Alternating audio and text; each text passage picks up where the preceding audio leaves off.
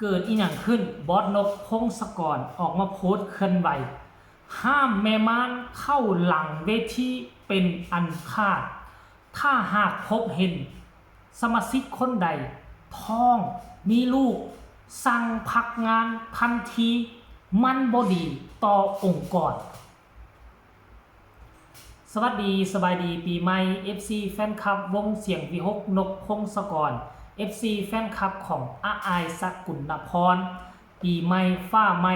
สงกรานต์ไทยปีใหม่ลาวได้จัดขึ้นอย่างเป็นทางการแต่ว่ามื้อนี้น่าจะเป็นมื้อแรกบ่ของทั้งฝั่งไทยลิ้นก่อนปีใหม่ลาว1วันของลาวนี่คือมื้ออื่นจึงเล่นเนาะมื้อนี้คือเป็นกิจกรรมหนึ่งคือแห่สร้างเสียงทวยเนาะอนาคตของบ้านเมืองว่า1ปีต่อหน้านี่ทางบ้านทางเมืองจะเจริญรุ่งเรืองหรือจะเข้ายากหมากแพงขึ้นกับการเสียงทวยโดยเอาสร้างเพื่อ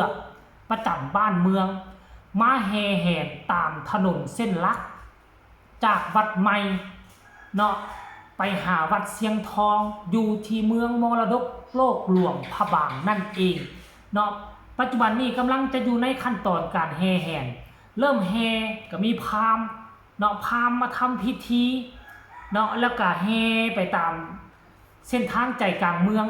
ผู้ใดเฮือนซ่านบ้านซองห้านอาหงห้องแฮมห้านอาหารอยู่ที่เรียบแคมทางนั่นก็จะมีความเสื่อจะพากันหิ้วคุน้ำเอาอ้อยมากองอยู่ทางด้านหน้าห้องแฮมห้านอาหารหรือว่าเฮือนของตนเองถ้าหากว่าสร้างได้ยุดกินพักเศร้าอยู่หน้าเฮือนพักห้องแฮมตัวใดหมายความว่าเฮือนพักห้องแฮมตัวนั้นในปีต่อหน้านี้จะหุ่งเฮืองเหลืองเรื่องจะมีคนเข้ามาใช้บริการหลายว่าซันเดอันนี้ความเชื่อเขาเอิ้นว่าแห่สร้างเฮียงเกยท่านผู้ชม FC แฟนคลับหาเบิ่งได้อยู่ในช่อง YouTube ต่างๆเด้อเนาะกลับคืนเข้ามาสู่หัวข้อหลักของพวกเฮาวงหมอลำอยู่ในประเทศไทยและวงหมอลำอยู่ในประเทศลาวก็บ่แตกต่างหยังกันล้วนแล้วแต่มีครูมีค่ายหรือเขาเอิ้นว่าค่ายอ้อมีสิ่งที่เคารพบูชาแต่ละองค์กรแต่ละวงบ่คือกันอันคำว่าค่ายอ้อคำว่าอ้อแต่ละคนบ่คือกันเอิ้นคือกันว่าอ้อหรือว่าค่ายอ้อแต่ว่าตัวตนของค่ายอ้อความเชื่อของแต่ละคนบ่คือกันคนนี้อาจจะเชื่อถือผีบรรพบุรุษคนนี้อาจจะเชื่อถือสิ่งศักดิ์สิทธิ์รูปปอกรูปปั้นพญานงพญานาคก็ว่าไปแต่ละวงบ่คือกันเนาะและก็แต่ละวงก็เชื่อถือคลัมเขาเอิ้นว่าคลัมมีจ่าหีดบ่คือกันบางวงก็ห้ามเอาใครเข้าในหลังเวทีเป็นอันขาดใครมันเป็นรูปกลมๆความเชื่อของคนบูฮานอยู่ทั้งฝั่งลาวก็คือกันไปหาอยู่หากินหาเงินหาคำเอาใครไปนำมันจะบ่ได้มันจะบ่หมานมันจะเกี้ยงล่องอ่องคือกับใครว่าซะนี่เสื้อถือเอาหมักเงาะหมักแงะมันจึงจะเงาะจะเงยมันจึงจะปงงอขึ้นมาว่าซะนี่มาเงาะเป็นหนามตุ่มตะปำไปเป็นคนเด้ความเชื่อของแต่ละคนน่ะมักเกี้ยงก็บ่เอาไปได้เอามาเกี้ยงกับใครไปเขาว่ามันจะเกี้ยงอ้อมล้อมมันจะบ่ได้หยังว่าซั่นเด้แล้วบัดนี้วงเสียงวิหกว่าเพิ่นมีความเชื่อแนวนี้เนาะอยู่นกพงศกรออกมาโพสต์มื้อคืนนี่เองเฮ้ยค่อยหากะฮู้5 ชั่วโมงที่ผ่านมานกพงศกรออกมาโพสต์ว่า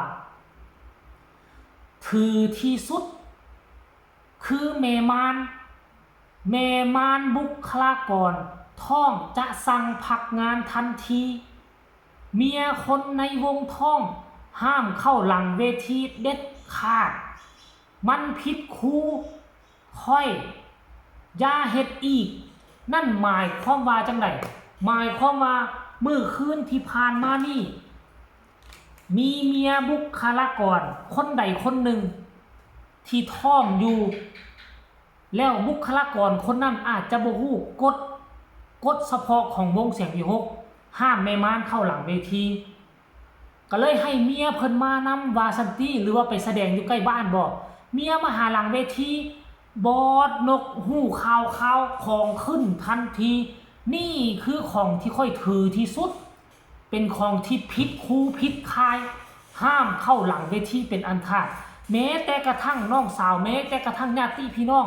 คนท้องบอสนกก็จะบ่อนุญาตให้เข้าหลังเวทีเป็นอันขาดว่าซันเดย์เฮ้ยความเสื่อต่างกันเนาะอีกวงหนึ่งถ้าค่อยจำบ่ผิดวงหมอลำดังบ่ขอเอ่ยชื่อกันแล้วกันเพิ่นเสื้อถือคือใครสำหรับคนถอกคนท้องเข้าหลังเวทีเพิ่นได้สบายแต่เพิ่นเสื้อถือคือใครดิบก็ได้ไข่ต้มก็ดีห้ามเอาเข้าหลังเวทีเป็นอันขาดจนได้ประกาศกันปีกายนี่ว่าคัน FC แฟนคลับจะซื้อเข้าซื้อของมาฝากมาต้อนกันห้ามเอาใครเป็นอันขาดเนี่ยความเชื่อของแต่ละวงมันบ่คือกันแล้ววันนี้เขาเชื่อแล้วนี่มานี่มันได้ผลได้มันมีผลมาแล้วมันเคยเกิดขึ้นแล้วเขาเห็นประจักษ์ตาแล้วเขาจึงเชื่อสืบทอดกันมาเป็นระยะเวลาหลายปีเสียงมี6นี่เข้าปีที่6แล้วท่านผู้ชมเอ่ยอันนี้คือความเชื่อส่วนบุคคลในเมื่อเขาเป็นเจ้าของวงเขาเชื่อแล้วนี่เขาห้ามกันยาซุ่มไปเข้าเราเตือนว่าอย่าเฮ็ดอีกเนี่ยขั้นกรณีว่ายังมีอีกยังเฮ็ดอีกยังลอยเข้ามาหากันอีกตืมก็จะมีมาตรการที่นักหน่วงขึ้นอันนี้คือเราเตือนแล้วนะท่านผู้ชมหลังจากที่บอสนกพงศกรโพสต์นี่ขึ้นมา FC แฟนคลับป๊าโทร5ชั่วโมงคนกดไลค์เกือบ 6,000 แล้วคนกดแชร์เกือบ30ครั้งคอมเมนต์เกือบเป็น100เดี๋ยวค่อยจะไปอ่านความรู้สึกทุกคนคิดเห็นแนวใดกับเรื่องนี้แม่ก็ชอบดูนะน้องนุ่นว่าซั่นเด้น้องนุ่นใกล้จะคลอดแล้วว่าซั่นเด้งานมีตลอดทุกอย่างมีข้อยกเว้นได้ขอแค่ไม่ทำผิดศีลธรรมพอว่าซั่นเด้คนนี้บอกว่ามันแมนอีหลีว่าซั่นเด้มันแมนอีหลีว่าซั่นแล้วก็ไปเอาข้อมูลมาอย่างเนาะข้อมูลโดย AI ว่าซั่นเด้คนนี้ก็ไปเสิร์ชถาม AI เบิ่งเป็นความเชื่อโบราณว่าซั่นเด้ครับที่ถือว่าแม่มารยิงตั้งครรภ์ไม่ควรเข้าหลังเวทีหมอลำขนาด AI มันยังฮู้เลยว่าเฮ้ยยุคนี้ยุค AI ค่อยก็ละก็งึด FC แฟนคลับบางคนก็บ่เชื่อได้จนไปเสิร์ช AI เบิ่งมันเนาะคอมเมนต์นี่บอกว่าเป็นเรื่องของแต่ละวงควรให้ความเคารพและให้เกียรติซึ่งกันและกันฮู้ไว้ใช่ว่าใส่บ่าแบกหามได้ความรู้อีกวิธีหนึ่งแม่นแต่ละวงบ่คือกันครอบครัวแต่ละครอบครัวยังบ่คือกันได้ชนเผ่าเดียวกันความถือแต่ละครัวเฮือนก็แตกต่างกันเด้อทุกคนเด้อแล้วหมอลำทรายแดนทรายนี่ก็นี่อย่างว่าซีดาเลิกจวดคือบ่ครับว่าซั่นโอ้ยไปเว้าแม่นครับฟังแต่ว่าแม่มารว่าซั่นเป็นมารนี่คำว่ามารท่านผู้ชมเอ้ยเนาะคนนี้บอกว่า ทางยิกโตเกียวเขาไม่ถือแมนแต่ละวงบ่คือกันความเชื่อของแต่ละวงบ่คือกันสิเอาวงเสียงวิหกไปเปรียบเทียบสิวงอื่นมันบ่คือกันวงอื่นอาจบ่เชื่อเรื่องแม่มารแต่วงอื่นเชื่อเรื่องอื่นมันมีความเชื่อของบุคคลแต่ละคนบ่คือกันคือค่อยก็ยังเชื่อต่างกันแม้แต่ไอ้น้องค่อยเกิดมาร่วมพ่อแม่เดียวกัน 4-5 คนก็ยังมีความเชื่อต่างกันเด้บางคนก็วันศีลห้ามไปหาอยู่หากินแต่ไทบ้านเจบ่ลาวน่ะวันศีลปึ๊บบ่ไปทำไร่บ่ไปเฮ็ดนาแต่เข้าป่าหาแนวอยู่แนวกินบัดมาอยู่ในเมืองคนในเมืองนี่เชื่อถือวันศีลบ่ให้หาอยู่หากินบ่ให้ฆ่าสัตว์ตัดชีวิตนี่บ่ต่างกันท่านผู้ชมแต่ละชุมชนก็ต่างกันเอาเป็นว่าเจ้าของวงเขาออกมาประกาศขนาดนี้แล้วก็ให้เคารพนับถือความเชื่อของเพิ่นเจ้าบ่เชื่อก็อย่าแต่เจ้ามาหากินอยู่ในวงเขาห้ามเข้าเด็ดขาดถ้าบ่ซั่นเจอมาตรการที่หนักหน่วงแน่นอนสำหรับคลิปนี้ฝากไว้ให้คิดในช่วงปีใหม่ขอให้ทุกคนอยู่รอดปลอดภัยเดินทางไปใส่มาใส่โชคหมานร่ำรวยสบายดี